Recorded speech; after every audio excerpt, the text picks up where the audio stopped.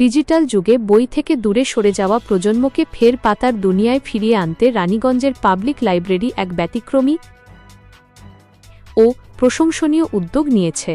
রবিবার সন্ধ্যায় লাইব্রেরি প্রাঙ্গণে বইপ্রেমীদের জন্য বিখ্যাত বাংলা চলচ্চিত্র মেঘে ঢাকা তারা র একটি বিশেষ প্রদর্শনীর আয়োজন করা হয়।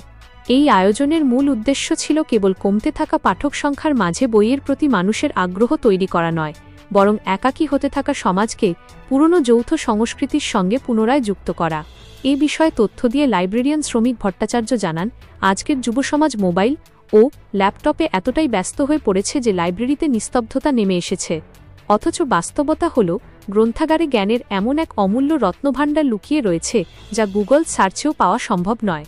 তিনি বলেন, আজকের ব্যস্ত সময়ে মানুষ একা হয়ে পড়েছে এবং একসঙ্গে বসে সিনেমা দেখার সংস্কৃতি প্রায় বিলুপ্ত হয়ে গেছে।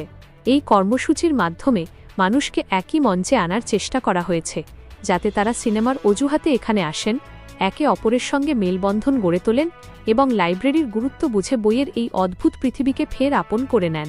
কি প্রোগ্রাম হয়েছে আজকে? আমরা চেষ্টা করলাম যে লাইব্রেরিকে জনমুখী করার জন্য আমরা একটা চলচ্চিত্র প্রদর্শনী করেছিলাম।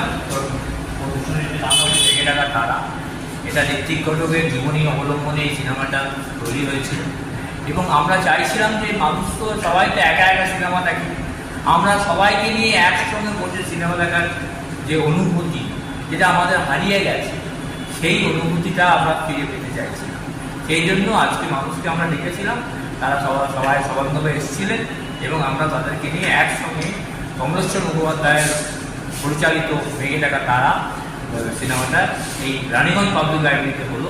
এতে মানুষকে হচ্ছে জানানো হলো যে গ্রন্থাগার কীভাবে, গ্রন্থাগার মানে শুধু বই নয়, গ্রন্থাগার এটা কলা কেন্দ্র। গ্রন্থাগারের মধ্যে বিভিন্ন ধরনের অ্যাক্টিভিটি আমরা আগামী দিনে করতে চলেছি এবং মানুষকে এই বার্তাটা দেওয়া হবে। আপনার নাম পড়ছে? আমার নাম হচ্ছে সৌমিত্র ভট্টাচার্য, আমি এখানকার গ্রন্থাগার।